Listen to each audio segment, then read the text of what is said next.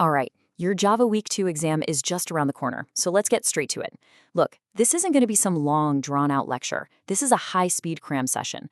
We're going to laser focus on the core concepts you absolutely have to know to pass. No fluff, just the critical stuff. Let's do this. So here's our game plan. First, we're going to crack open the front door of every single Java program, the main method. Then we'll actually build the house itself with classes, objects, and constructors. After that, we'll see how to make it talk to the outside world with input and output. And finally, we'll put it all together and build a simple graphical applet. First up, the main method. Seriously, think of this as the one and only front door to your program. Every single standalone Java application kicks off its execution right here. You absolutely have to know how this thing is put together for your exam. It's non-negotiable. So let's get a closer look at this signature: public static void main string args square brackets.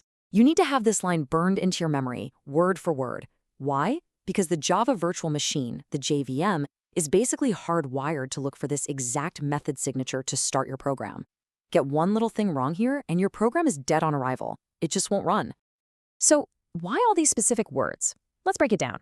Public is simple. It means the JVM, which lives outside your class, can actually see it and call it. Static is a big deal. It means the method belongs to the class itself, not to an object you have to create first. The JVM needs to run this before anything else exists, so this is essential. Void? Easy one. It just means this method doesn't give anything back when it's done. And that last part? String args array? That's just a bucket to catch any extra info you throw at the program from the command line when you run it. And here it is, out in the wild, in the classic Hello World program.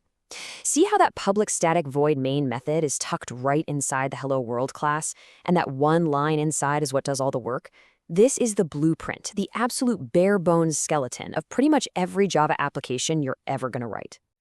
Okay, so we've got the basic house frame. But what do we put inside it? Well, that's where we get to the real meat of Java, object-oriented programming. And that all starts with understanding classes, objects, and constructors. This is probably one of the most fundamental ideas to get straight. What's the difference between a class and an object? Well, think of a class as an architect's blueprint for a house. It describes everything about the house, but it's not an actual house, right? It's just a plan. The object? That's the actual house you build from that blueprint. It's a real, concrete thing. You can use one blueprint to build a whole neighborhood of houses. That's one class, many objects. So what's inside that blueprint? Basically two things. You've got fields, which are just variables that hold the object's data. You know, it's state, like a circle's radius. Then you have methods, which are the actions or behaviors. They're the functions that do stuff with that data, like a method to calculate the area using the radius. This whole idea of bundling the data and the actions together in one neat package, that's a key concept called encapsulation. So how do we actually use the blueprint to build the house? That's the job of the constructor. A constructor is a special kind of method that gets called automatically the second you create a new object. Its whole purpose in life is to set up that object's initial state.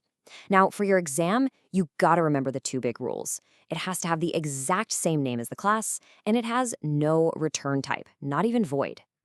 Now, here's a neat trick. A class isn't limited to just one constructor. You can have several. And this is called constructor overloading. It's all about giving you options. You can see here we could have a default circle with no info, or one where we just give it a radius, or one that takes everything.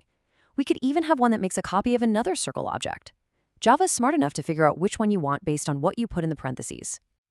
You're going to see this keyword this all over the place, especially in constructors. So what's it for? Well, it's there to solve a super common name clash problem. Let's say your constructor takes a parameter named radius, but your class also has a field named radius. How does Java know which is which? That's where this comes in. This.radius always refers to the field that belongs to the object itself. The radius, without the this, refers to the parameter that was just passed in. It's just a way to be super clear. All right, so we can build objects now. Great. But a program that just sits there talking to itself isn't very useful, is it? We need to be able to get information in and send information out. So let's talk about input and output. When it comes to output, your best friend is system.out. And there are three main ways to use it: print, println, and printf. The big difference to remember for the exam is how they handle the cursor. Print line, think line, prints your stuff and then jumps to a new line. Print and printf, They print and stay right where they are on the same line. And printf is your go-to for when you need to format things nicely, like controlling decimal places.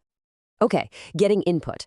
You'll definitely be tested on these two main methods. First, command line arguments. That's the input that gets caught by that string args array in our main method.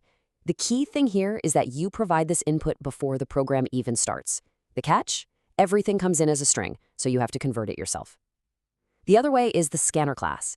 This is for interactive input while the program is running. It reads from the keyboard and has these super convenient methods like nextInt dot that do the conversion for you. Finally, let's talk about applets. Now, I know what you might be thinking. Applets are kind of old school, and you're right, but they're a fantastic way to see all these concepts we've talked about. OOP, methods, graphics, all working together. Plus, they show up on exams all the time as a way to test practical application. So, the applet lifecycle is a step-by-step process you really need to memorize. First, you write the Java code, making sure to extend the applet class.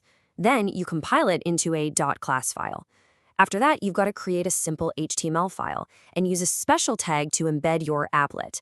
And finally, you don't run it with the normal Java command. Nope, you use a special tool called Applet Viewer on the HTML file. It's a different workflow. When you're writing applet code, two methods are absolutely mission critical: init and paint. Here's the difference.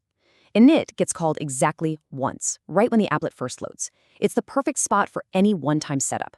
The paint method, though, gets called any time the applet needs to be redrawn. This is where all your drawing code goes. And see that graphics G object it gets? Think of that as your digital paintbrush. So how do you actually get the applet onto the page? You use this simple little applet tag in your HTML file. For your exam, you have to know these three attributes. Code points to your compiled Java class file, and width and height do exactly what you'd think. They set the size of the applet's little window on the web page. It's that straightforward.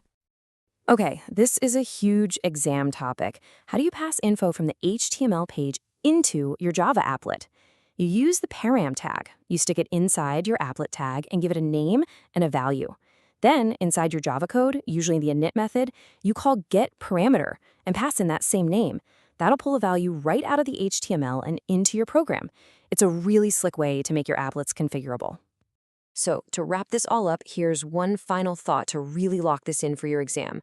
Ask yourself this: what really is the key difference between a constructor and a regular method?